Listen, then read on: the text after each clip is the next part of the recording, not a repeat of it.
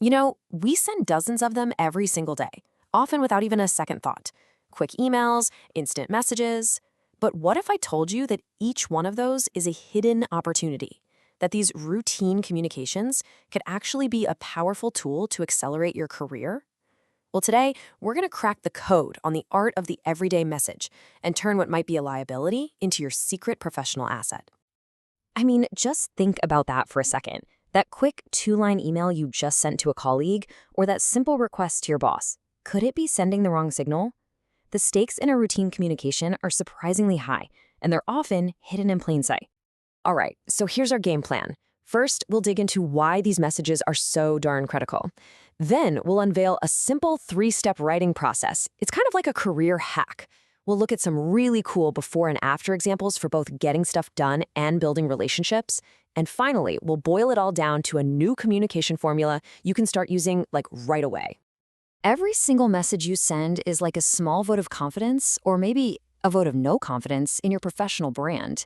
It truly is a daily referendum on how you work. See, when people read your messages, they aren't just reading words on a screen.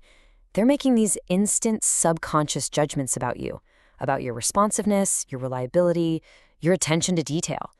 They're deciding if you seem committed, if you seem professional. It's all happening under the surface in every single interaction. Okay, so how do we make sure we're always sending the right signals? How do we win that daily referendum? Well, the secret weapon is a simple, repeatable framework. It's not complicated at all, but believe me, it is incredibly powerful. And this pyramid, it just captures that framework perfectly. It's a 3-part process: plan, write, and review. This model is the foundation for everything, and I mean everything, from a quick chat message to a major annual report. It's what ensures you've got clarity and purpose in everything you communicate. So let's break this down. First, you plan. This is where you just pause and think, who am I talking to? What do they actually need from me? Second, you write. This is all about the delivery, using a professional, reader-focused tone that makes it easy for them. And finally, you review. That quick, 5-second proofread can save you from some really embarrassing mistakes and make sure your message is crystal clear. Okay, now for the really fun part. Let's see this process in action. We're going to look at some real-world examples of how tiny little changes, guided by this framework, can have an absolutely massive impact on how your message is received. Just look at the contrast here.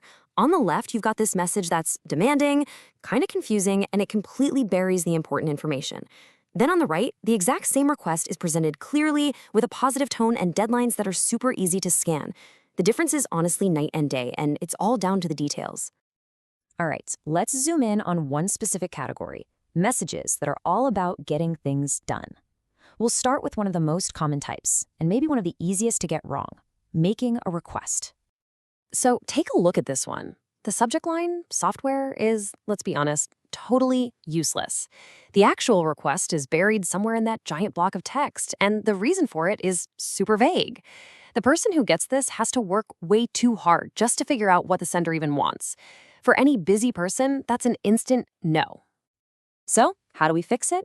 Check out the transformation. Instantly, the subject line is specific and it's actionable. The request, it's the very first sentence. The rationale is clear, it's backed up by data, and the costs are broken down in a simple table. It's professional, easy to understand, and, frankly, way easier to approve. So what's the secret sauce here? What's the formula for getting that yes? Well, it boils down to these 4 key components. Make the request clearly. Give a strong reason why. Include a call to action if you need one, and you always end with a statement of goodwill. It's a simple recipe for success. Okay, let's tackle another common one: giving directions. I mean, this example just feels sloppy, right? The tone is careless, and all that passive voice, a TA is required, the form should be filled out. It makes it really impersonal and confusing. Who is supposed to do these things? It's just asking for confusion and a ton of follow-up questions. And now, wow, check out the difference here.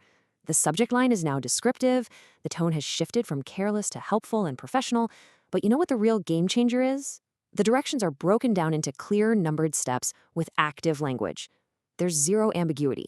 It's just pure clarity. Right, so not all messages are just about getting tasks done. A lot of them are about people. Let's shift our focus to messages that are designed to build and maintain strong professional relationships, which, let's face it, is just as important for your career. Just look at the difference on this slide. The message on the left is a thank you, sure, but the tone is totally self-centered. I think, I was able, my favorite steakhouse. Now compare that to the one on the right, which is all about the team. It gives specific praise, it highlights the team's success, and it shares the credit. One feels, I don't know, like an obligation, right? The other one feels genuinely inspiring. You know the real key to a powerful thank you message? It's all about sincerity. You have to genuinely give thanks, provide a specific reason why you're thankful, like what was the actual impact of their action, and then end with a positive statement about the future. That's what makes it memorable. Okay, but what happens when things go wrong? An effective apology isn't about making excuses. It's about rebuilding trust.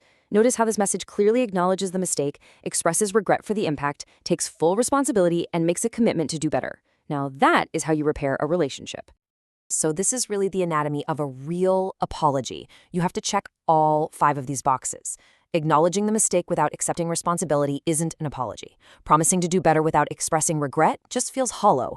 You gotta have all 5 of these components, or it just doesn't work. All right, so we've covered a ton of ground, from requests to apologies. And yeah, each one has its own nuance. But what if there was a simple underlying structure, a master key, if you will, that works for almost all of them, like a single formula you can just keep in your back pocket? And here it is. This is the fundamental building block for powerful communication.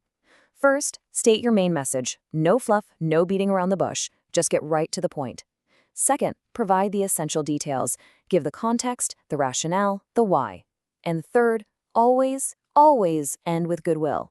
It's the simple, elegant structure that underpins every effective message we've looked at today. And really, that brings us right back to the main idea here. The real takeaway isn't just a formula. It's really a mindset shift. These small, routine messages are anything but small.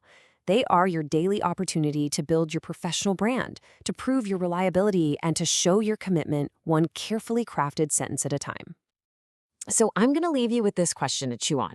That next email you have to write, that quick request, that thank you note, or that update to your team, which one will you improve first using this framework? Because really, the change starts with your very next message.